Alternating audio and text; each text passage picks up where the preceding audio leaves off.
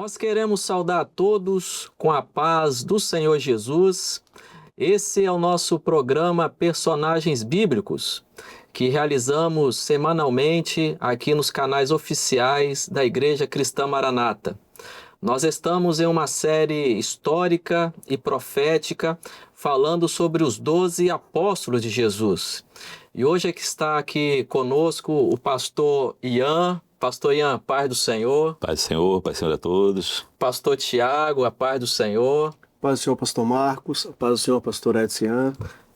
Dando sequência aqui a esse estudo nosso sobre os apóstolos de Jesus, hoje nós vamos trabalhar aqui o estudo sobre um dos apóstolos mais falados e conhecidos ao longo desse colégio apostólico de Jesus.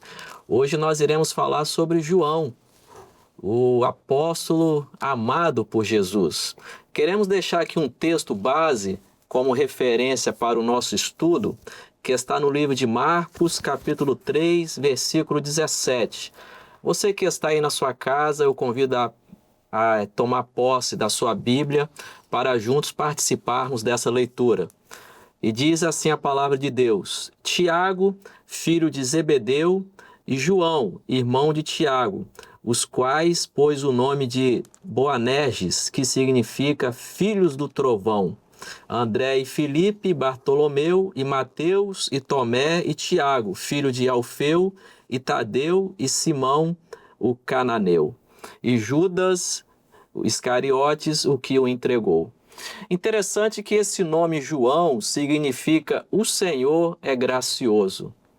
E nós vemos que desde o chamado de João, interessante que logo que João foi chamado para fazer parte do colégio apostólico de Jesus, a expressão bíblica nos fala que Jesus o chamou de Boanerges, que significa filhos do trovão. Nós vemos que por essa expressão nós entendemos que João ele tinha um temperamento, digamos assim, mais forte, mas nós vemos que ao longo do ministério de Jesus, a partir do momento que ele começou a caminhar com Jesus, nós vemos a forma pela qual ele foi trabalhado na sua vida. Lá em João capítulo 13, verso 23, a palavra nos fala que João era um daqueles que Jesus amava e também um dia ele reclinou a sua cabeça sobre o peito de Jesus. Pastor Tiago aqui vai dar alguma palavra introdutória sobre esse chamado de João, a vida dele, a forma pela qual Jesus foi trabalhando nesse personagem bíblico que nós estamos estudando nesta hora. Pastor Marcos, mais uma vez a paz do Senhor, pastor Edson, e estendemos essa oração ao Senhor e à Senhora que estão conectados conosco através das multiplataformas da Igreja Cristã Maranata. O interessante é que, como você bem colocou, em certo momento, João ele era tido como filho do trovão. E nós observamos que no passar do tempo, com a proximidade do Senhor Jesus, vivendo de fato esse chamado, esse discipulado, ele se torna o discípulo amado. Então nós já começamos a observar que a proximidade com o Senhor Jesus, vivendo os milagres e vivendo de fato o chamado e o discipulado na íntegra, ele traz resultados, de filho do trovão para discípulo amado, vivendo algo que o Senhor Jesus havia lhe ensinado. E uma mensagem muito importante que o Senhor Jesus nos deixa em todo a sua trajetória, o seu ministério terreno, o sacrifício na cruz, é uma mensagem de amor. E a igreja ela vive essa mensagem de amor. Então é interessante que João, quando ele foi chamado, a palavra em Mateus, capítulo 4, ela menciona que João ele estava consertando redes. Também era um pescador. Ele estava ali fazendo o seu ofício principal ou o seu ofício que lhe gerava ali o seu sustento, consertar redes. Mas ele participou de momentos únicos com o Senhor Jesus, momentos que nós vamos observar que marcaram não só a vida dele, mas quando nós olhamos na palavra, trazem também uma marca para toda a humanidade. Porque a palavra do Senhor ela menciona em Marcos 5, verso 37, que João estava presente, por exemplo, na ressurreição da filha de Jairo. Também estava presente no Getsêmani, lá em Mateus 26. né? Então toda a trajetória, essa permanência de João ao lado do Senhor Jesus fez com que ele se tornasse um amigo íntimo do Senhor Jesus, né? Ao ponto que nós vamos observar na própria palavra que o único discípulo que estava presente no momento da crucificação era João, né? Ele estava ali presente, ele não abandonou a cruz. Então, o seu discipulado, ele foi marcado justamente por essa transformação, né? Por esse chamado, pelo amor, pela amizade, pela fidelidade ao Senhor Jesus. Porque a gente observa que compreendeu-se, então, que seguir a Cristo ou estar ali dentro desse propósito não convinha apenas em caminhar do lado, mas viver de fato aquilo que o Senhor Jesus tinha para ele e amar o Senhor Jesus acima de todas as coisas. Ao passo que vamos observar na própria carta deixada por João, 1 João capítulo 4, verso 7, um conselho, né? Amados, amemo-nos uns aos outros, porque o amor é de Deus. E ele fala daquilo que ele viveu, ele fala daquilo que ele aprendeu ao lado do Senhor Jesus, dentro desse chamado e do seu discipulado. Agora, pastor Ian, que privilégio, né? Você ouvir de Jesus essa expressão que nós somos amados, né? E o privilégio de você inclinar-se no peito de Jesus e ouvir as batidas do seu coração. Que privilégio hoje, né? Sim. E tem um fato também importante, interessante, pastor Tiago e pastor Marcos, que Jesus confiou a sua mãe terrena, né, Maria, para que João cuidasse dela até o fim da vida, né? Só passa a ser filho e vai cuidar dela. Então, confiou uma responsabilidade muito importante, né? Cuidar da mãe dele, né? Mostra a confiança do Senhor em João, né? Que ele era um homem que tinha essa capacidade de cuidar de Maria, né? E o Senhor confia, então, essa responsabilidade a ele. Agora, falar de João é uma coisa muito boa, como o Tiago estava falando antes de entrarmos no ar, né? Teria que ficar aqui muito tempo para falar. É um tema muito rico, né? Muito rico. João, ele escreveu o Apocalipse, né? Que o Senhor ali determinou para ele que ele escrevesse, né? Ele escreveu as cartas de João, né? Primeira, segunda carta e até a terceira, quarta carta de João, o Evangelho de João. Então, a importância de João para a igreja, né? E o que tem escrito a respeito dele, e eu, né, fui um privilegiado de ter ido lá em Patmos, lá na Turquia. Pastor Edson, inclusive essa era uma pergunta que eu iria fazer, porque tu fostes a Patmos, na ilha de Patmos. Eu queria que você falasse para os nossos ouvintes essa experiência de estar naquela ilha, como que é nos dias de hoje. Olha, foi um dos momentos assim, mais importantes da minha vida ter ido lá na ilha de Patmos, porque o local é um local que marcou muito, né, para mim, e lá nós acompanhamos uma historiadora local, que ela nasceu no local e se formou em História, e ela estudou a ilha de Patmos, a história da ilha de Patmos, e ela nos contou assim a respeito de como funcionou esse exílio de João na ilha de Patmos, né? A visão dela naquilo que ela estudou. Ela comentou que a prisão em Patmos não foi uma prisão com soldados que acorrentaram os presos, não. Calabouço. Calabouço. Né? Tinha nada disso. Nada disso, não tinha soldado ali. Patmos, até hoje, ela é uma ilha totalmente inóspita. E ela até hoje não tem água potável. Então, a água, eles conseguem água lá, mas é água para uso geral. Agora, para beber, toda a água ainda vem de fora, né? Então, a exclusão ali seria a retirada do convívio social. Ele era totalmente deixado longe do convívio social. Isso. O Império Romano, o que ele fazia?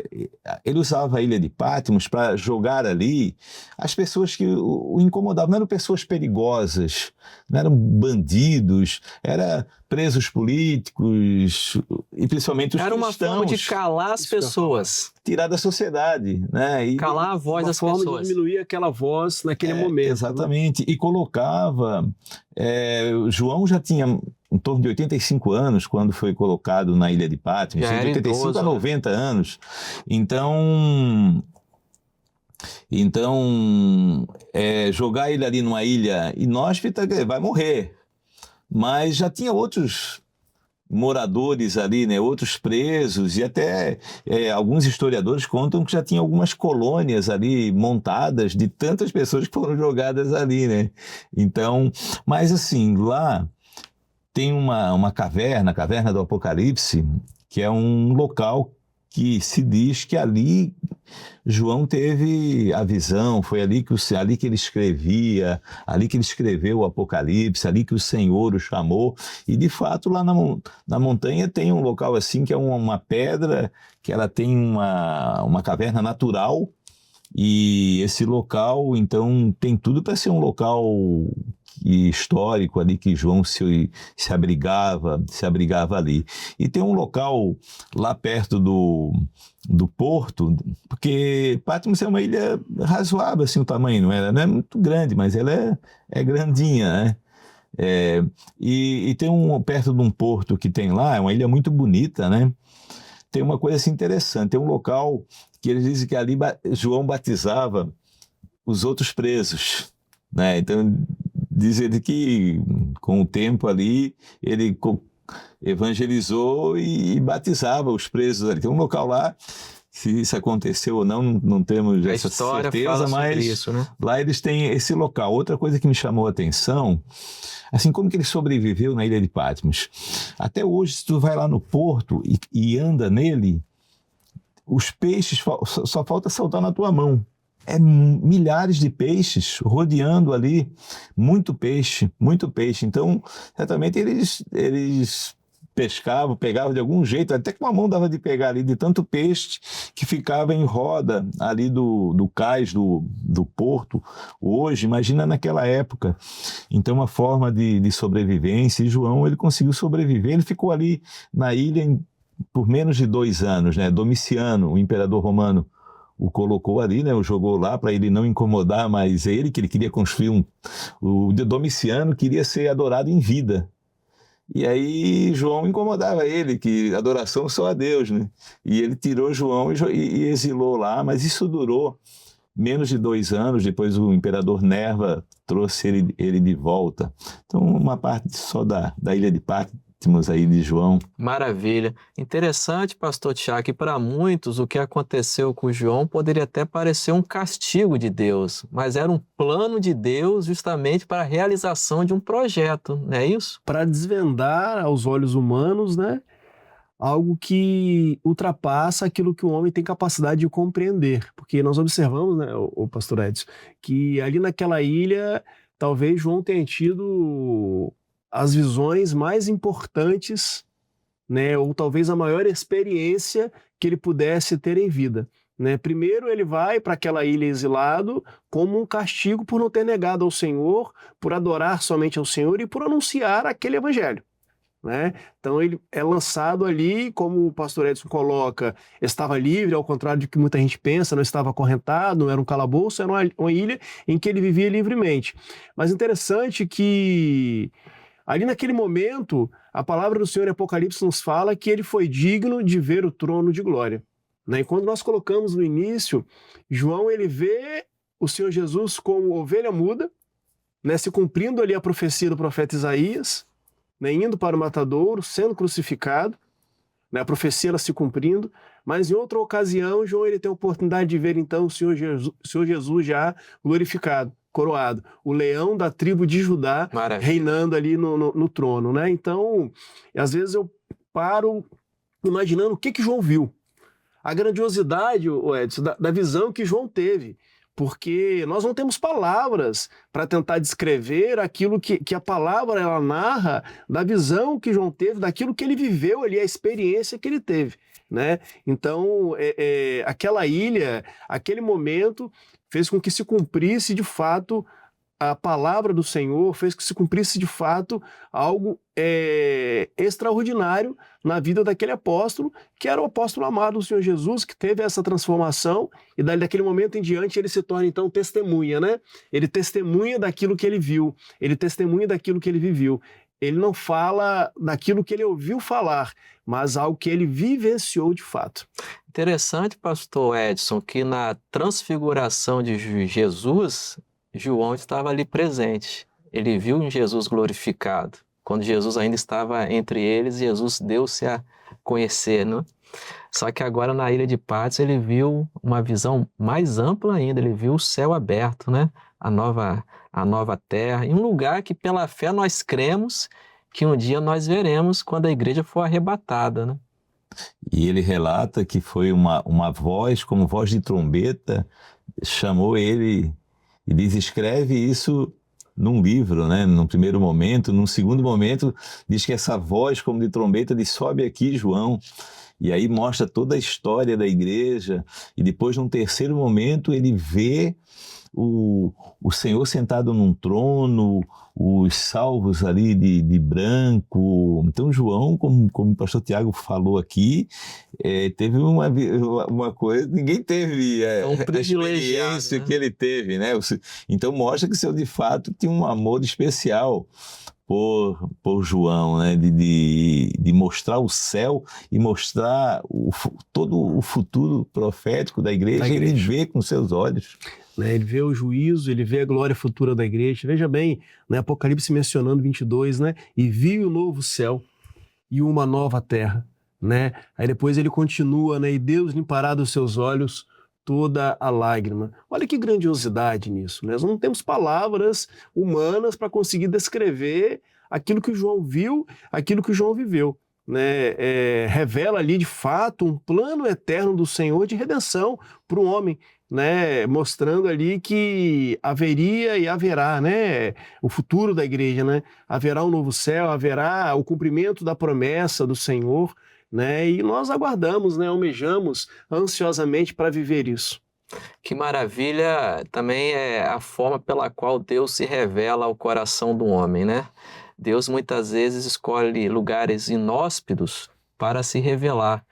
Sadraque, Mesaque e Abednego foi dentro de uma fornalha de fogo. Daniel na cova dos leões. João aqui numa ilha, exilado, né? Distante da sociedade. Mas nós vemos que Deus, ele se revela naqueles que são fiéis a ele. Apocalipse, capítulo 1, verso 9, fala: eu, João, que também sou vosso irmão e companheiro na aflição e no reino e na paciência de Jesus Cristo, estava na ilha chamada Patmos, por causa da palavra de Deus e pelo testemunho de Jesus Cristo. Aqueles que têm sido fiéis à palavra, à doutrina, aqueles que têm colocado o Senhor acima de todas as coisas na sua vida, têm visto o milagre, a profecia, a operação do Espírito Santo, não é isso? O interessante Edson, que me chama muita atenção é que muita gente diz, né, menciona que Apocalipse ele mostra um fim, mas para a igreja é um novo começo, né? É uma nova vida, fora deste mundo, vivendo de fato a profecia e a promessa se cumprindo, né? E que João teve acesso foi justamente isso, né? Não foi de um fim, não foi a revelação de um fim, mas a revelação de um começo da igreja ao lado do Senhor Jesus nas mansões celestiais. Edson, se nós formos lá hoje na ilha de Patmos, relacionada ao tempo de João, mudou alguma coisa? Você que esteve lá, como que é nos dias atuais? Olha, a ilha ainda se vê aspectos de uma ilha inóspita, por ter muitas pedrinhas, é uma montanha de pedra, não tem árvores frutíferas, tem algumas árvores lá, mas são árvores que provavelmente foram replantadas depois. Essa ilha pertence à Turquia? À Grécia. À Grécia? À Grécia. Ela fica em torno de 100 quilômetros de Éfeso. Então ela não é longe de Éfeso. Éfeso é na Turquia. Uhum. Mas lá tem aqueles barcos, aqueles batomushi, né, que vão até a ilha de Patmos. Então até quem quiser visitar lá, quando nós fomos de querer visitar lá, tudo dizia que nós tínhamos que ir de helicóptero lá, mas nada, tem barcos, companhias que fazem a travessia de uma maneira até fácil, mas assim, é uma ilha. Tem muitas casas hoje, tem alguns carros lá, porque tem ruas, porque ela é grandinha, né? Uhum. Então, e tem umas praias muito bonitas, assim, muitas famílias vão lá visitar, veranear, né? E ela tem uma vida, Patmos tem uma vida. Agora eu queria falar uma coisa também da vida de João em Éfeso, porque olha só, João foi o único discípulo que morreu de morte natural. Morreu de velhice. Historicamente, diz que ele morreu lá pelo ano 100, 101 depois de Cristo, com aproximadamente 95 anos. Então, ele foi preso na ilha de Patmos no ano 96, de Domiciano, e foi solto por Nerva logo em seguida, e viveu ali mais uns 5 anos. Ele tinha em torno de 90 anos nesse período, e morreu em torno de 95 anos, mas morreu de causa natural. Então, João teve uma vida longa, foi muito usado pelo Senhor. E ainda só para concluir a minha fala, né, nós vemos que Paulo fez as viagens, né, e usou Éfeso como base. Mas quando teve a perseguição de Nero, ali no ano 66, 68, houve uma dispersão do povo cristão. E João, e houve a perseguição dos judeus no ano 70, lá em Jerusalém. Jerusalém foi queimada, destruída, e João estava, até esse período, ele estava ali pela região de Israel. Só que com essa perseguição, aonde ele foi morar? Foi em Éfeso. Né? João foi para Éfeso. Então, a continuidade do trabalho que Paulo fez com as viagens, João, a partir do ano 70, João, diz que Lucas também foi morar para aquele lado, que Lucas também, historicamente, não se diz que ele não era um apóstolo, né? Mas Lucas, o médico, ele não morreu também como mártir, ele viveu tempo e ele foi também para aquela região.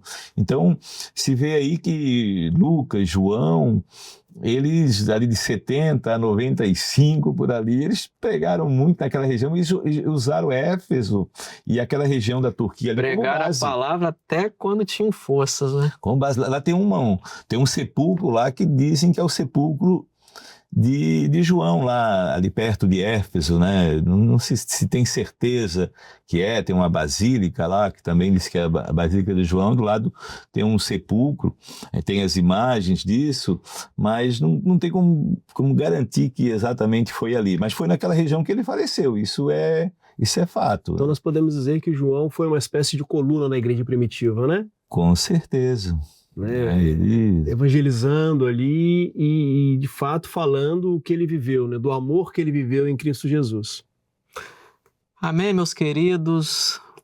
Esse é o nosso programa. Hoje tivemos o privilégio de termos aqui conosco o pastor Ian, e queremos dizer que é importante você, na sua casa, agora de posse da palavra de Deus, dar continuidade a esse estudo, meditando, lendo a palavra.